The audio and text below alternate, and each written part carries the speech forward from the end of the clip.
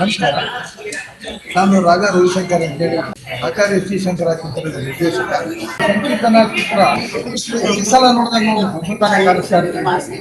ಆಮೇಲೆ ಸಂಗೀತ ಅಂತ ತುಂಬಾ ಇಷ್ಟ ಆಯ್ತು ನನಗೆ. ಇದು 3ನೇ ಸಲ ನೋಡ್ತಾ ಇದ್ದೀನಿ. ಈ ಚಿತ್ರ ನಿರ್ದೇಶನ ಮಾಡಿರೋದು ನಾವು ಬೆಳಗುಂಬಿ ಮುಂದೆ ಕೆಲಸ ಮಾಡ್ತಾ ಇದ್ವಿ. ಬಹಳ ವರ್ಷ ಕೆಲಸ ಮಾಡಿದ್ವಿ. ತುಂಬಾ ಚೆನ್ನಾಗಿ ಮಾಡ್ತಾರೆ.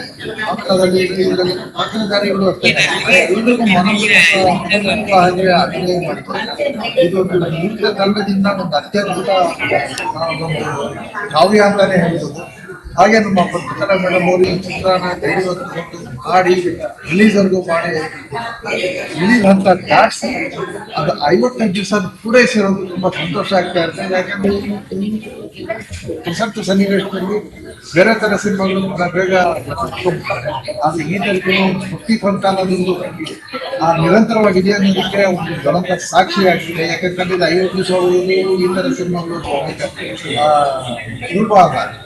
ಅದೇ ರೀತಿ ನಮ್ಮ ಶಂಕರಾಚಾರ್ಯ ತುಂಬಾ ಚೆನ್ನಾಗಿ ಸಹಕಾರ ಜನಗಳೆಲ್ಲ ಅದು ನೋಡಿದಾಗ ಇನ್ನೊಂಥರ ಹೊಸತನ ಆಗುತ್ತೆ. ಅದೊಂಥರ ಬಯೋಪಿಕ್ ಆಯ್ತು ಶಂಕರಾಚಾರ್ಯ ಅದು ಚೆನ್ನಾಗಿತ್ತು.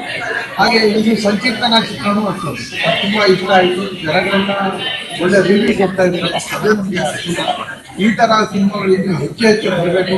ಜನ ಇದಕ್ಕೆ ಆಶೀರ್ವಾದ ಮಾಡಬೇಕು ಅಂತ ಹೇಳಿ ನಾನು ಹೇಳ್ತೀನಿ. ಹಾಗೆ ಮಕ್ಕಳೆಲ್ಲ ನೋಡೋದನ್ನೇ ಆಗಿಬೇಕು. ಈ ತರ ಚಿತ್ರಗಳನ್ನ ಎಲ್ಲರೂ ನೋಡಿ ಫೇಸ್ಬುಕ್ ಈ ಚಿತ್ರಗಳನ್ನು ಎಲ್ಲರೂ ಹೆಚ್ಚು ನೋಡಿ ನಿಮ್ಮ ಇನ್ಸ್ಟಾಗ್ರಾಮ್ ಆಗಲಿ ವಾಟ್ಸಪ್ ಗ್ರೂಪ್ಗಳಿಗಾಗಲಿ ಫೇಸ್ಬುಕ್ ಆಗಲಿ ಹಾಕಿ ಇನ್ನೂ ಹೆಚ್ಚು ಜನ ಬಂದು 100ನೇ ದಿವಸ ದಾಟಿಸ್ಬೇಕು ಅಂತ ನಾನು ಕೇಳ್ಕೊಳ್ತೀನಿ. Thank you sir.